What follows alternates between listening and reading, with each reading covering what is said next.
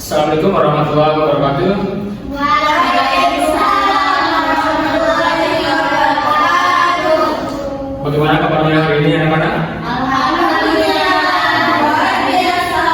Allahu Akbar. Wah, semangat sekali. Nah, sebelum kita ke pokok pembelajaran kita akan melakukan presentasi terlebih dahulu ya.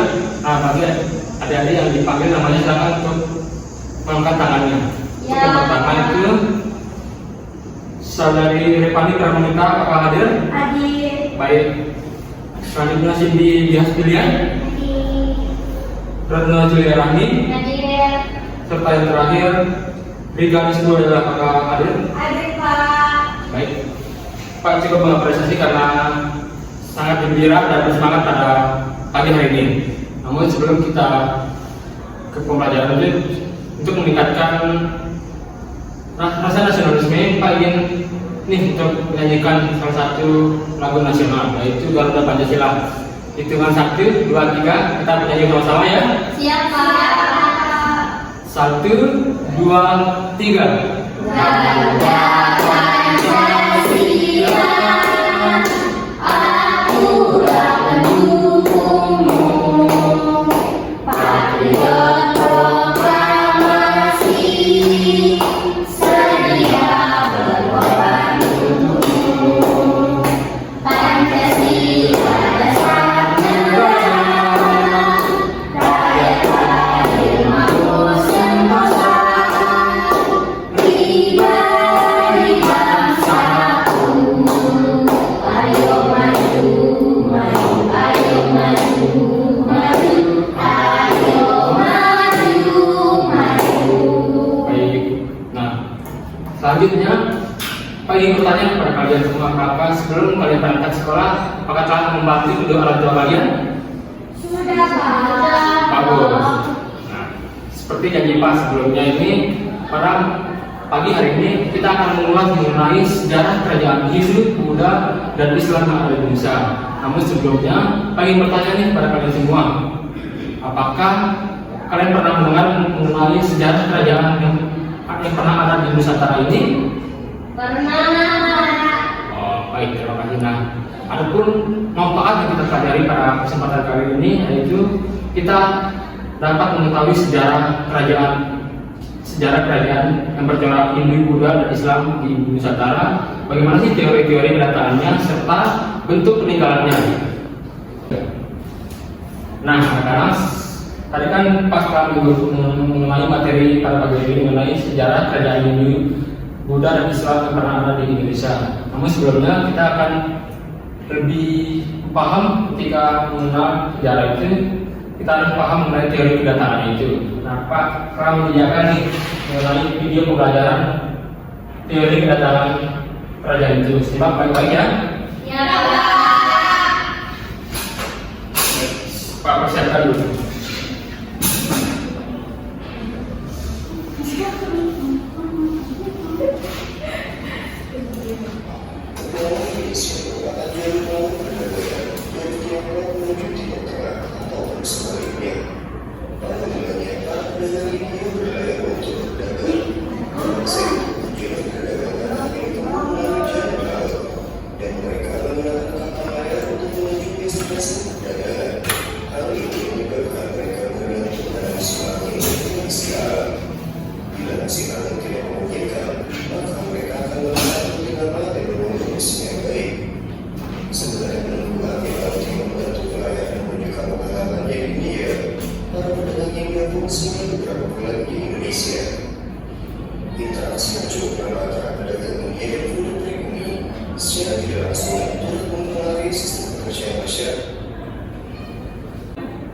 Nah, tadi Pak telah menampilkan mengenai video ini. Dari video ini kita dapat menyimpulkan bahwa terdapat setidaknya 4 teori kedatangan agama Hindu, Buddha di Indonesia. Teori pertama ini menyatakan bahwa teori Brahmana namanya. Teori Brahmana ini menyatakan bahwa agama Hindu dibawa oleh kaum Brahmana yang sengaja diutus ke Indonesia untuk menyebarkan agama Hindu, untuk melantik raja, untuk menjalankan ritual agama, sehingga terjadilah proses penyebaran agama Hindu di Indonesia. Selanjutnya teori Ksatria. Teori ini menyatakan bahwa agama Hindu-Buddha dibawa oleh prajurit yang kalah kemudian bermigrasi ke Indonesia sehingga menyebarkan agama Hindu-Buddha ke Indonesia. Selanjutnya, teori ketiga menyatakan yaitu teori Waisak. Teori ini menyatakan bahwa penyebaran agama Hindu-Buddha dibawa oleh kaum pedagang. Nah, mereka lah yang menyebarkan agama Hindu di Indonesia. Serta teori terakhir yaitu mengungkapkan mengenai teori arus balik. Apa sih teori arus balik ini? Nah, teori arus balik ini menyatakan bahwa pelajar di Indonesia ini sengaja diutus untuk mendalami agama Hindu Buddha di India sebagai pusat penyebaran Hindu Buddha. Kemudian ketika mereka balik ke Indonesia ke daerah asalnya, kemudian mereka menyebarkan agamanya. Nah, video Pak ini apakah ada yang ingin bertanya mengenai hal tersebut?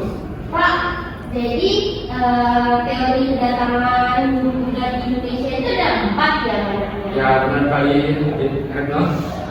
Nah, mengenai Pak ingin mendengarkan nih alasan dari kalian semua. Dari keempat ini, menurut adik-adik ini, dari keempat teori ini, teori apa yang paling cocok dan realistis menurut adik-adik semua?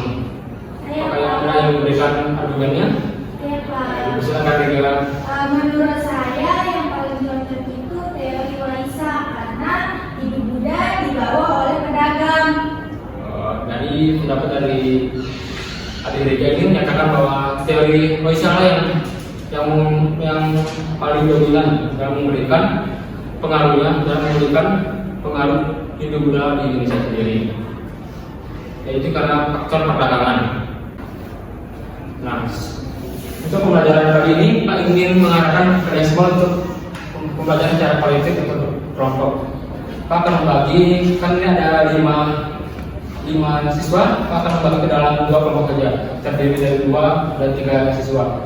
Silakan untuk saya pilih menurut absennya untuk Repani dan Mitra satu kelompok, Cindy, Retno dan Regan untuk kelompok kedua. Silakan untuk duduk berdasarkan kelompoknya.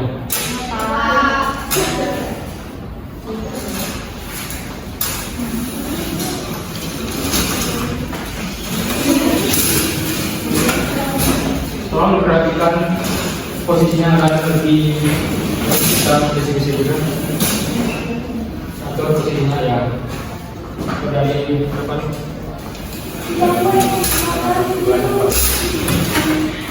Nah, Pak, ini sudah membawakan lembar kerja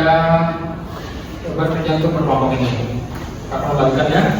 Ya Pak. Ini untuk kelompok. Nah, sebelum menuliskan KKBD-nya, Pak akan menguraikan mengenai aturan penulisan KKBD-nya. Silakan untuk ketuanya itu, untuk setiap kelompok memilih ketuanya. Tuliskan nomor absennya di bawah ya. Nah, kemudian di bawahnya lagi ada untuk bertanya dari KKBD itu mengidentifikasi kerajaan dan pengaruhnya terhadap masyarakat. Ya Pak. Silakan untuk dikerjakan.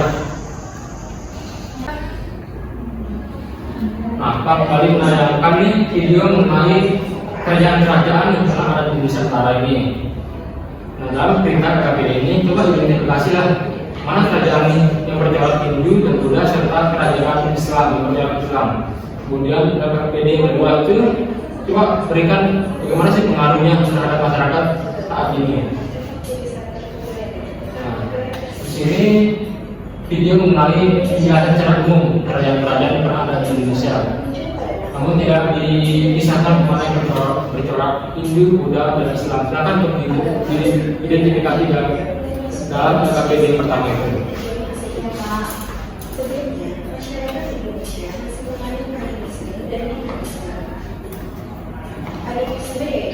Untuk kelompok satu kepada beritanya.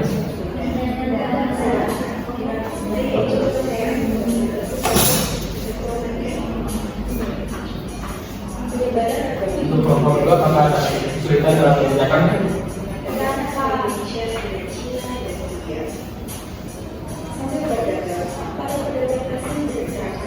Nah, ini merupakan kerajaan Sriwijaya. Coba diidentifikasilah apakah kerajaan Sriwijaya ini termasuk kerajaan bercorak Hindu, Buddha, ataupun Islam.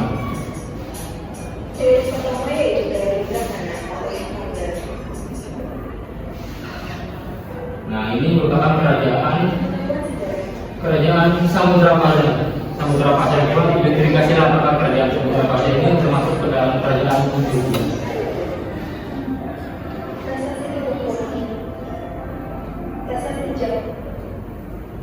Nah, sembari menunggu kerjaan selesai, Pak mengingatkan kembali bahwa peta pasar terbaik itu akan dipublikasikan di Mali sebagai bentuk apresiasi Pak mengenai karya kalian, mengenai identitas kalian itu sendiri.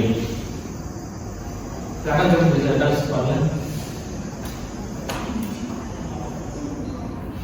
Apabila ada cerita bisa bertanya kepada Pak atau teman-temannya. Baik, apakah pekerjaan sudah diselesaikan dengan baik? Sudah. Nah, baik, terima kasih. Kita akan memonitori jalannya diskusi ini. Untuk kelompok pertama, silakan untuk memaparkan hasil identifikasinya. Silakan membacakan. Silakan perwakilan ini. Bisa berdiri di depan.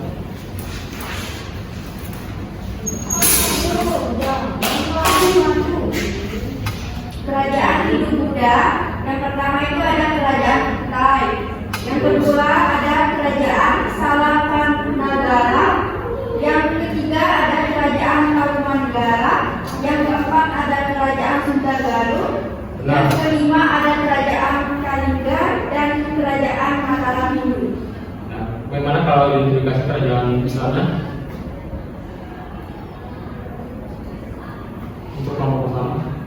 Untuk yang Islamnya yaitu ada kerajaan Identifikasi 5 saja. Identifikasi 5 kerajaan tadi. Kerajaan Ternate, yang kedua ada kerajaan Samudra Pasai, Benar? tiga kerajaan Goa, keempat kerajaan Kesultanan Malaka dan kerajaan Islam Cirebon. Baik, beri aplaus untuk kelompok jawabannya benar sekali. Bagaimana, apakah ada tanggapan atau koreksi dari kelompok kedua? Tidak ada, Pak. Silakan untuk kelompok kedua memaparkan hasil identifikasi. Coba perwakilannya nih. Saya. Oke. Jadi di sini hasil identifikasi kami dari kerajaan Islamnya yang pertama itu ada kerajaan Perak atau Kesultanan Peulak, dan yang kedua itu ada kerajaan Demak, ketiga kerajaan Islam Banten, keempat kerajaan Pajang, dan kelima kerajaan Mataram Islam, Pak. Kemudian kerajaan Hindu Buddhanya itu ada kerajaan Kediri, Benar. Singasari, Majapahit, terus ada Sriwijaya dan Melayu dan Masaraya. Baik, kelompok kedua beri jawabannya baik. Silakan untuk KKD-nya disimpulkan sebagai bahan untuk penilaian. Pak, silakan untuk hasilnya itu yang terbaik akan saya tampilkan di Maling ya. Ya, Pak. Nah, dari identifikasi kelompok 1 dan kelompok 2, Pak dapat menarik kesimpulannya ini. Dari hasil identifikasinya kita dapat mengetahui cara membandingkan, cara membedakan antara kerajaan bercorak Hindu, Buddha, dan Islam itu dapat dilihat dari peninggalan itu. Kerajaan Hindu Buddha dapat dilihat dari peninggalan berupa candi, relief, dan lain sebagainya. Dan ini kerajaan bercorak Islam dapat dilihat dari masjid, seni bangunan di masjid. Saya itu juga dapat lihat dari makam dan lain sebagainya. Nah, untuk saat ini apakah ada yang ingin memberikan kesimpulan mengenai pembelajaran kita pada pagi hari ini, Pak? Akan memberikan nilai plus tersendiri bagi yang berani memberikan pendapatnya. Silakan. Baik, Adik Cindy memberikan kesimpulannya pada pagi hari ini. Jadi kesimpulan dari pembelajaran kita pada pagi hari itu terdapat 4 teori pembelajaran, Pak. Teori apa? Teori Penyebaran. Islam dan juga Hindu Buddha. Nah, ada teori Sudah sebutkan teori Brahmana, teori Ksatria, Ksatria, kedua, Waisa, Waisa. dan Manusia. Nah, benar sekali. Berikan tepuk tangan kepada kita. demikianlah pelajaran kita pada pagi hari ini. Untuk materi selanjutnya mengenai rotasi dan revolusi, silakan untuk dipelajari ya. Minggu depan kita akan membahasnya secara bersama-sama. Siapa? Sebelum kita mengakhiri pembelajaran, silakan untuk membacakan doa yang dipimpin oleh saudari Reganis Pujaka. Saya berdoa.